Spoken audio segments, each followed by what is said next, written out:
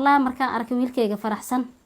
aad iyo aad ayaan ugu faraxay maadaama uu faraxsan yahay asaga anigana waan faraxsanahay mar laga oosiye maanta uu faraxsan yahay alxamdulillah alshukrillah cabdi xaafid waa baajuun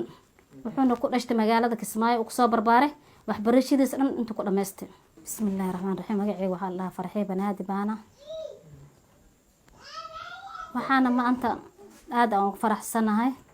wiilkayga cabdi xaafid maxamed laali oo maanta guusha keenay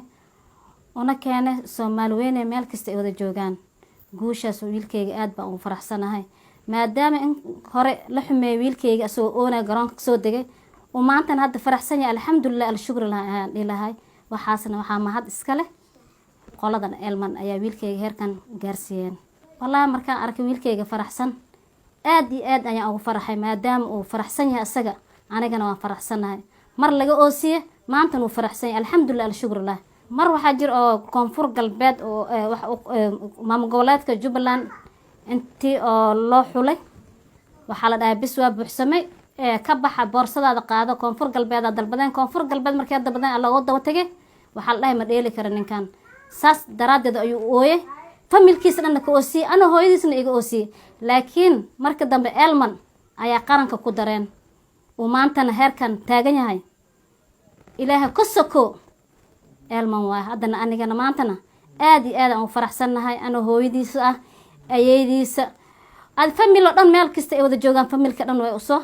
hambaliyana wiilkay way faraxsan yihiin iyo ummadda Soomaaliya meel walba ay joogaan guushu maanta keenay aad iyo aad bay ugu faraxsan hatta kuwa aan ka seen hatta aad ugu faraxsan wiilkayga ma sha Allah aan ilahay wallahi xaafid ana soo korsaday aaban ima korinin waxa soo korisay ayaydiisa ana qof iska xanuunsan ahay ayaydiisa garab soo qabatay iyo abtiyaashiisa abtigiisa siiba abtigiisa Faisal banaadi baana iyo wixii kala abtiyaashiisa oo kale ayaydiisa dib i dheef wala soo qabsatay mar wax u gadabo yaani u gadabo uga goob sidii wax barashadiisa heer sare uu gaar lahaayeen haddana alxamdulillah alshukrillah waxaan ka sii xumaad maanta oo xaafid oo magaalada Kismaayo uu ku dhashtay oo guusha uu gaaray meel kasta laga dabaaldegay oo maanta Jubbaland oo dabaaldegin aad iyo aad ay ugu xumaaday taasna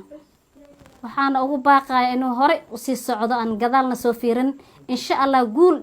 guul markasta guul ayaan ugu baaqayaa wiilkayga duco waa u duceeyay wiilkayga markasta waqti kasta saacad kasta aan u duceeyaa inuu horumar weyn ii gaaro